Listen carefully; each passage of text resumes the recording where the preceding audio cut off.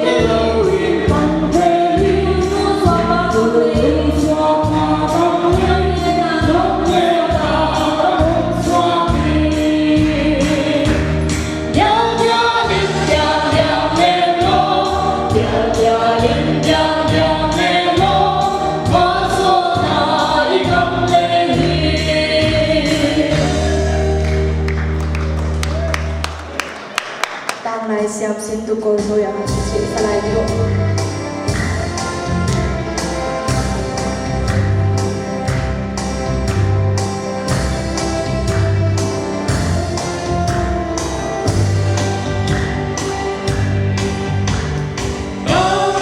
Sing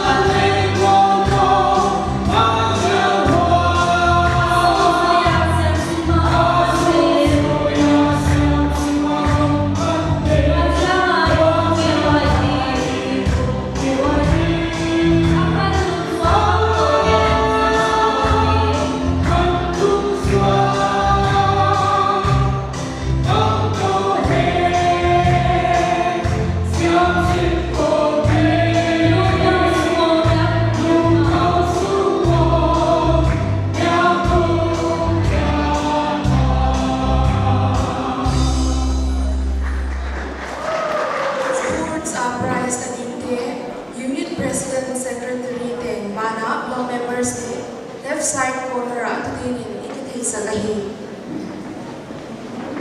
Tulabana, Sports Awards, Hona, Hana Isabini, Sports Department Day, Isamahi. Siam tin Polpi Sports, Khani Taka Kinea, Uchina, Nuam Taka, Kimol Nate, Zohi, Zonumina, Tuna Sport Award ke hom thi ding din na yom ja kena ki pat hang gen masa dunia sport ki hom mas di teng hi le individual ate ki hom mas di nga wai te kon sim to kitonina non pai to ding kon thi sanga la wai mai na sport a ki se pi te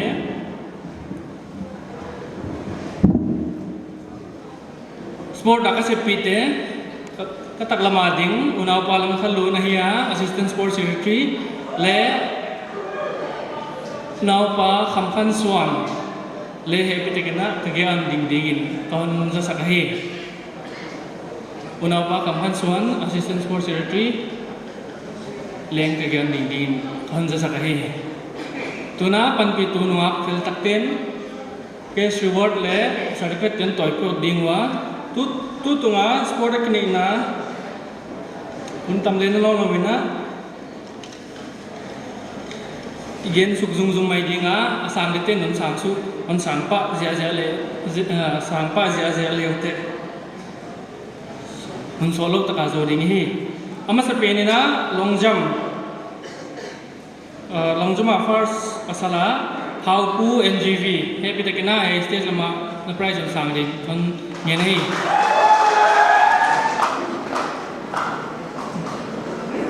ani na lian than sang emiu lungjama kitom hat ini a prize se thu bi ke ma le siam sin te ki kai kom thi nau le lung nau le ba na amau ti han thona di na certificate le case award ne kha ki pe hota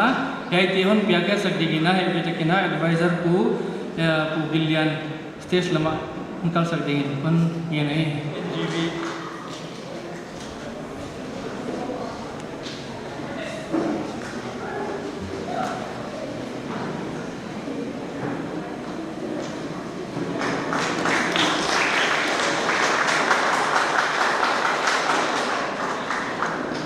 ani na lian than sang email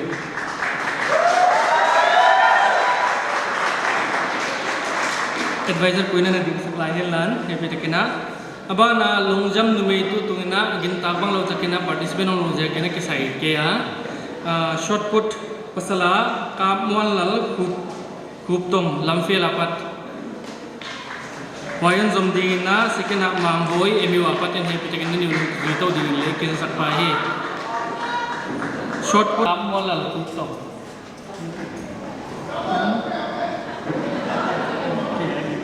amang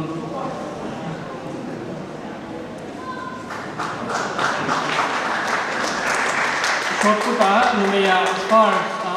Rebecca of NGV epitikina ailo manan sang sidi hanja sakai Rebecca NGV le anina Chinjam of Paitaveng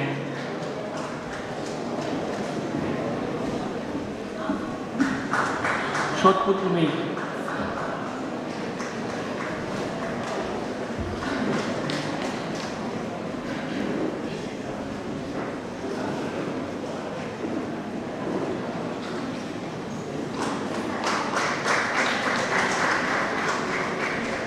Jadi tinggal advisor pun tu na lamun na sang non ding ke ni na he. Adam le tam piom laya hai ke onom khia chak ding na advisor lam te ka samut ma himale tu tung infal block a ko kwa na last di ngai na ke to na ai tu tunga ka president pu vigin ken pawin hai sport award te hon pyak khet sak jek le sina ngai na takina ama an pai to zo di na kon ye nahi tu tung infal block a president pu vigin ken pawin he bitekina sport award adam te on pyak ke sagin le kon ye nahi one new of paite veng le vungzam one of game village se te gel gan zui ding kon ai 100 meter race pasala thang khal lun lam fel he pitekin hon pai dingin lo manan sang dingin hon nge na he a omlo te participants omlo te na unit wa block president unit president ya mai kele secretary ya min he pitekin hon sang sak dingina hon nge na he ani nama la a vungzamwan of game village.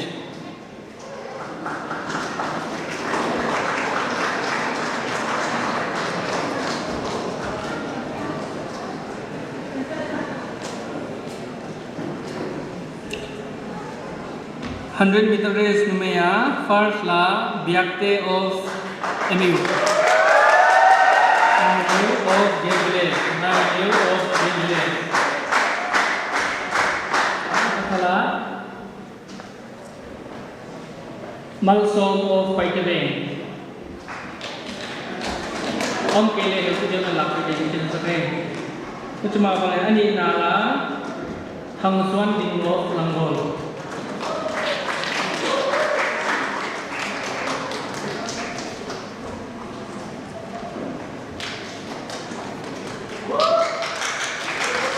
Jadi individual prize kita block president pulu ini kita itu dalam mana zat seperti ini kita sekai. Abana group kemol nate football volleyball under 16 football kini ya white trophy te alamzo final day ini kiom ya tu nina ke shiwar le ninka tuama bangina certificate te ho kya na agini dinga chilowina first ya dinga sport item ini kinkat te first ya din chowina sport item kini che ki kya choma ai te wala dinga imnita hemtu te team captain te nom kiulele unit president yam secretary yam takin the bangin la din ike nge na hi yai group kimola te on piakya sadinga advisor pulian jatham te betakina stage lama on kalto din kon chia hi volleyball pasala tu tunga khana ngalak sak tribal colony apat team captain isamahi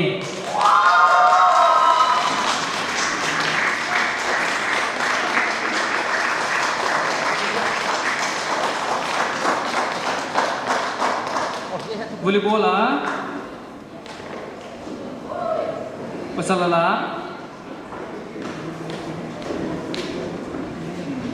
game village unit apat hai happy taking help se nalla di chal hai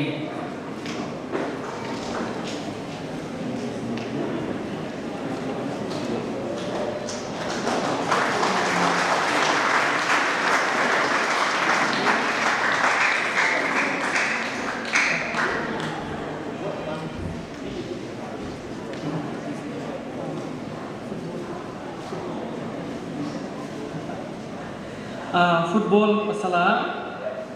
men's under 16 pe nilawa men's ball tungtuan nala MU siam sinte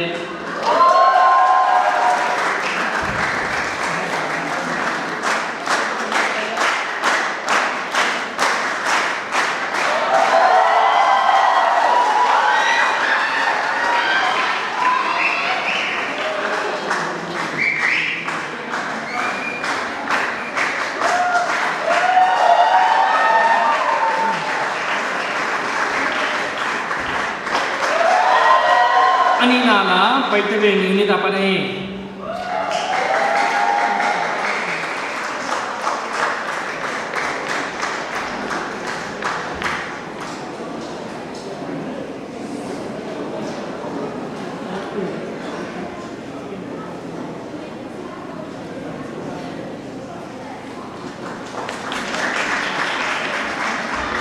atau nadingina football under 16 football first la Paitaveng te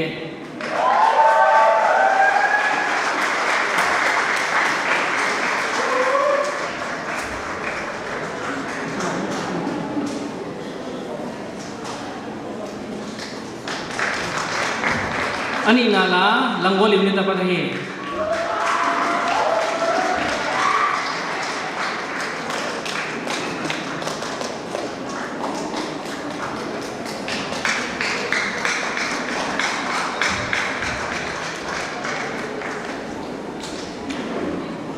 football numei a khanala paiteveng unit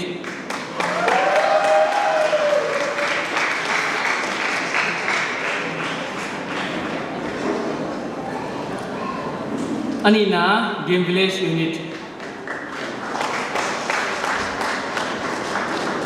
advisor puil le he bitekina tunna lam anu jo sakri ikes sa he chingene he om to kitanena om zo to kitanena ko hun he chitan ka do ding thik pa tutung football a game in charge lam khalun pe ya ding he a aman game hoya sakdalina best keeper le best keeper pasala under 16 le open a dingina trophy nili hoy asa heite trophy pia kredite aman anate la hiya ama game in charge he na dungjui na aman trophy la dite he pitekin sabken na nili hoy ding heu tu pa jam sonwanan pai ngai ki helan amasa tipya dingai le open na ya open means best keeper ko adin na kin taule Stelmo Tonsing of MU best keeper open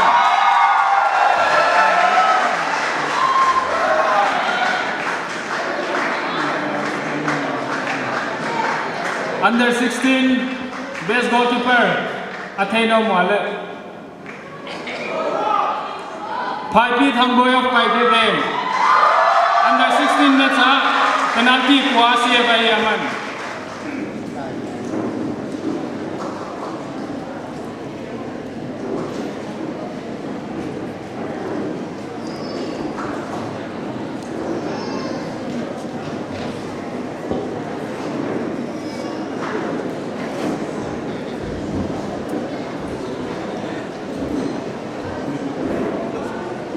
Mipite itu tadi mo. best goalkeeper under 16 Phaipi Thangboy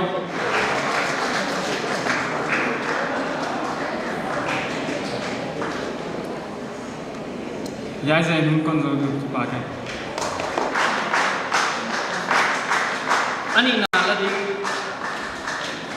ani na la te hi le paiteveng te he bitikin helawan juan di ni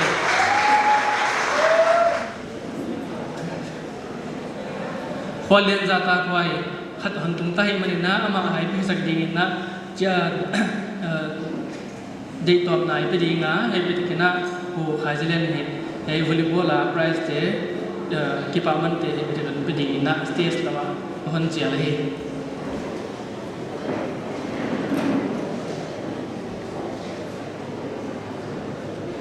volleyball no me first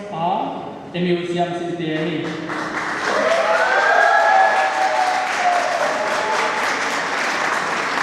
ini na paiteveng ni Kita pakai ini untuk dia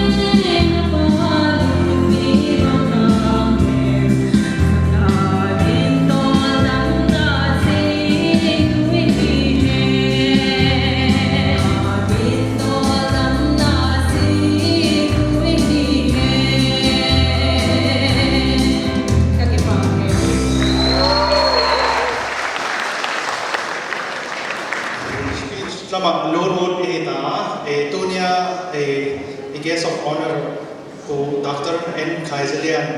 state lama amunan lo adina ai kachial ai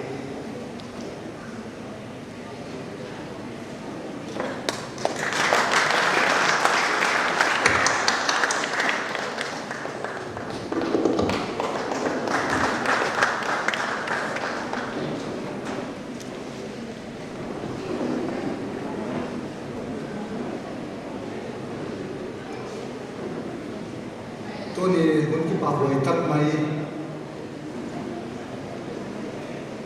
Guest of honors Agina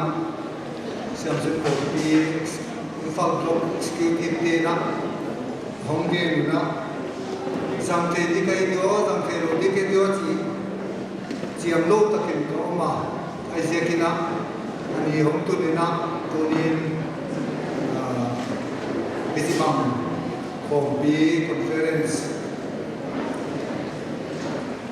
so malali dina Samson Kopi Infal Club conference atel tegina geso honors Mungkin yakin nama sampai na fish dinner te Samson Kopi kalau te tunga tu lagi na wana tunin sa tawai itu pa minister bang mungkin dia katin ta laina tuni tuntan paina amer kimunai lo siakina Helen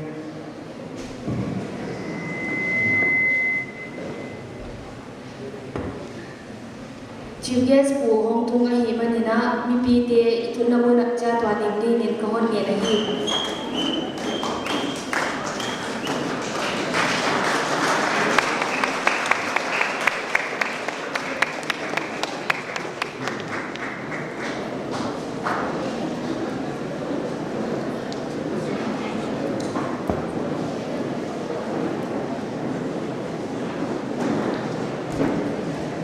mi pi te itu tadi mo